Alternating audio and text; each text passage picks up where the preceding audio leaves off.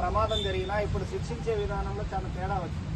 ఇంతకుముందు ఉన్న చట్టాలకు ఇప్పుడు వచ్చిన కొత్త చట్టాల్లో మార్పు ఏంటంటే, అంతకుముందు ఏమో ఐపీసీ అని ఉండేది, ఇండియన్ పీనల్ కోడ్ అనేది ఉంది. ఇప్పుడు దాన్ని తీసేసి దాని స్థానంలో భారత న్యాయ సంహిత అని చట్టం వచ్చింది.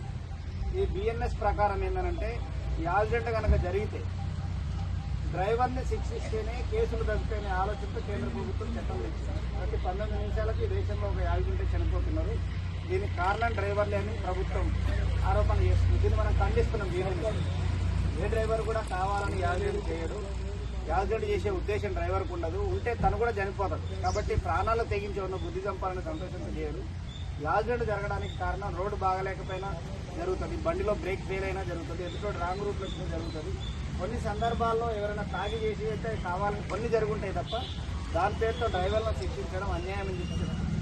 దీంట్లో ఇంతకుముందుకు ఇప్పటికి తేడా ఏంటంటే, బిఎన్ఎస్ భారత న్యాయ సంహిత సెక్షన్ 106లో క్లాజ్ 1 క్లాజ్ 2లో ఏం పెట్టిందంటే, డ్రైవరు యాక్సిడెంట్ కనుక జరిగితే ఇంతకుముందేమో 1500 ఫైన్ ఉండేది. ఇప్పుడు 7 నుంచి 10 లక్షలకు పెంచారు ఫైన్. ఒక డ్రైవర్ యాక్సిడెంట్ చేస్తే మినిమం 7 లక్షలు ఫైన్ కట్టాలనేది పెట్టారు. ఒక డ్రైవరు 7 లక్షలు 10 లక్షలు కట్టగలిగే ఉంటే డ్రైవర్ ఎందుకు చేస్తారు? ఓనర్ అంటే చిన్న చిన్న ఒక 4 రోజులు చేసిన తర్వాత ఆ కిస్తీలు కట్టుకోవడం కోసం బండి తీసుకుని వాళ్ళే ఓనర్లు వాళ్ళే డ్రైవర్లు తప్ప పెద్ద ఆసాములు కూడా 100 మంది డ్రైవర్లు పెట్టుకునే వ్యవస్థ మన దగ్గర లేదు. కాబట్టి ఇట్లా డ్రైవర్లు శిక్షించాలనే ఆలోచన సరైనది కాదు. ప్రభుత్వం అది మార్చాలని చెప్పి మనం డిమాండ్ చేస్తాం. మరి 7 లక్షలు కట్టగలిగే వాళ్ళు ఎంతమంది? మేమంతా ఇప్పుడు మన ట్రాన్స్పోర్టేషన్ దేశవ్యాప్తంగా మీటింగ్ జరిగింది. గతంలో కేరళ జరిగినప్పుడు మన జిల్లా నుంచి హాజరైనని, మధ్య పశ్చిమ బెంగాల్ కలకత్తాలో జరిగినప్పుడు కూడా హాజరైంది. అక్కడ కూడా చర్చించింది ఏంటంటే, డ్రైవర్లని శిక్షించడం అనేది సరైనది కాదు. ఇప్పుడు ఒక రకంగా ఇన్సూరెన్స్ కంపెనీలని కాపాడడం కోసం డ్రైవర్లకు శిక్ష చేసే పరిస్థితి ఉన్నది. 10 సంవత్సరాలు జైలు శిక్ష కూడా పెంచింది డ్రైవర్లకు. ఇప్పుడు ఏమైందనంటే, ఇంతకుముందు జరిగే నేరాలు ఇప్పుడు పెరుగుతాయి. ఉదాహరణకి రోడ్ ఎమ్మడి పోతుంటే వాడు యాక్సిడెంట్ అయిందనుకో, కాలో జరిగితే వాడు వెళ్ళిపోతే బండి తీసుకున్న బతారు. కానీ ఇప్పుడు ఏమవుతుందంటే, వీరు కనుక పొరపాటున సాక్ష్యం చెప్తే నేను 10 ఏళ్ళు జైలు ఉండాలి, 7 లక్షలు కూడా వెనక మళ్ళీ వచ్చి మొత్తం కొనుగోలు లేకుండా చేసిపోయే ప్రమాదం ఉంది. ట్రాన్స్పోర్ట్ డ్రైవర్లు పెద్ద పెద్ద ట్రక్కులకు సంబంధించి జరుగుతుంది. అట్లాంటి ప్రమాదాన్ని, నేరాన్ని ప్రేరేపించేటట్టుగా ఉన్నది తప్ప నేరాన్ని తగ్గించేటట్టుగా ఇది సరైనది కాదు అనేది మనం చెప్తా ఉన్నాం. ఇంకా రెండోది మనం అడుగుతుంది ఏంటంటే, ఇప్పుడు చాలా మంది ఉన్నారు. ఇప్పుడు కొత్త కమిటీ ఎన్నికైనది 30 ఏళ్ళ నుంచి 40 ఏళ్ళ నుంచి ఈ ఫీల్డ్లో ఉన్న వాళ్ళు ఉన్నారు. ఇప్పుడు రేపు చేతగానప్పుడు 60 ఏళ్ళు 65 ఏళ్ళు దాటిపోయిన తర్వాత ఎట్లా బతకాలి అనేది ప్రభుత్వం నుంచి పైసా సహాయం లేదు. మనమేమంటున్నామంటే, రాజకీయాలు ఎవరైనా ఉన్నది అధికారం, కానీ ట్రాన్స్పోర్ట్ కార్మికులకి క్షణంలో గాలిలో కలిసే ప్రాణాలు రిస్క్ అయినా చేస్తున్నారు. ఇప్పుడు మనం చేస్తున్నది కేవలం మన కోసమే కాదు, ప్రభుత్వానికి కూడా. ఇవాళ ట్రాన్స్పోర్ట్ డ్రైవర్ల ద్వారా, పెట్రోల్ డీజిల్ ద్వారా, ఇప్పుడు మనం డీజిల్ పెట్రోల్ పైన సెంట్రల్ గవర్నమెంట్ స్టేట్ గవర్నమెంట్ కలిసి 70 రూపాయలు ట్యాక్స్ వసూలు చేస్తుంది. 100లో 70 రూపాయలు కమిషన్ పోతుంది వాళ్ళకి. ఆ ట్యాక్స్ మనం కడుతున్నాం. దానికి జీఎస్టీ లేదు. నువ్వు కొన్న డ్రైవర్కి జీఎస్టీ ఉంటుంది, పెన్నుకు జీఎస్టీ ఉంటుంది, కానీ పెట్రోల్ డీజిల్కి లేదు. జీఎస్టీ పెడితే 18 రూపాయలే కట్టాలి 100కి. కానీ పెట్రోల్ డీజిల్కి 72 రూపాయలు వసూలు చేస్తుంది.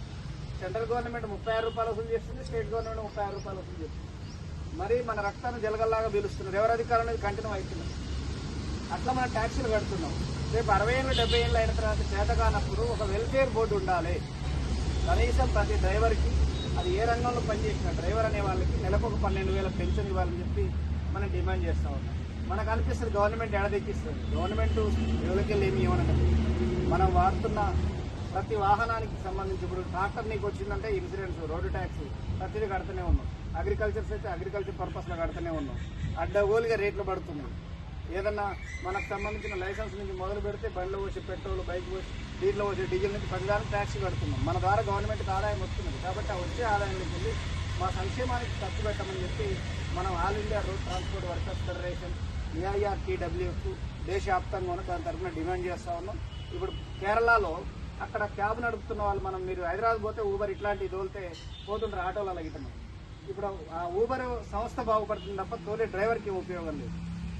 వానికి ప్రతి 100 రూపాయలకు 30 రూపాయలు కమిషన్ ఇవ్వాలి. అదే కేరళ గవర్నమెంటే స్టార్ట్ చేసింది. కేవలం 8 రూపాయలు, 30 రూపాయలు కాదు 8 రూపాయలు, 100కి 8 తీసుకుంటుంది. వాస్తవంగా 5 రూపాయల్లో నిర్వహణ చేయొచ్చు. అట్లాంటి యాప్ను కూడా గవర్నమెంట్ తెచ్చి డ్రైవర్లకు, ఇతర ఆటోలు కానీ కారు నడిపే వాళ్ళకు కూడా ప్రభుత్వం బాధ్యత తీసుకొని అడుగుతున్నాం.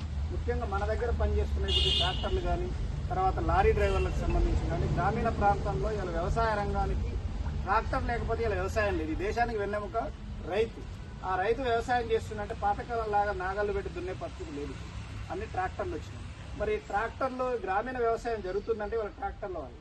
రావణపేటలో ఉన్న ఈ 58 మంది ట్రాక్టర్ డ్రైవర్లు ఇక్కడ వ్యవసాయం చేయడంలో భాగస్వామ్యం అవుతున్నారు. ప్రభుత్వం చేయలేని పని డ్రైవర్లుగా సొంత డబ్బులు పెట్టుకుని కొనుక్కొని మనం చేస్తున్నాం. ప్రభుత్వానికి ఒక రకంగా రెవెన్యూ రావడానికి, ఆదాయాలు రావడానికి డ్రైవర్లుగా మన పాత్ర ఉన్నది.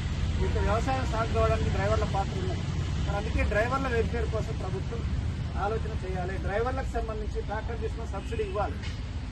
అదే మన సబ్సిడీ మనం ఇబ్బంది పడుతుంది. పక్కన ఇప్పుడు అదాన్ని వాడు వస్తున్నాడు, 1400 కోట్ల ప్రాజెక్ట్ అది. వాడు ఈజీగా సెంట్రల్ గవర్నమెంట్ వాడు సబ్సిడీ ఇస్తుంది, తీసుకుంటాడు. మన ట్రాక్టర్లు కొనాలి, సబ్సిడీ అడగాలంటే మనకి అడుగుతుంది గవర్నమెంట్. మన మనసులోనే అడగాలంటేనే ఆలోచన చేస్తాం మనం. కానీ 100 కోట్లు ఒక్కడికి పోతున్నాయి. మనం ఇంతమంది కుటుంబాలు బతుకుతున్న మనకి సబ్సిడీ అడగాలంటేనే మనం భయపడతాం.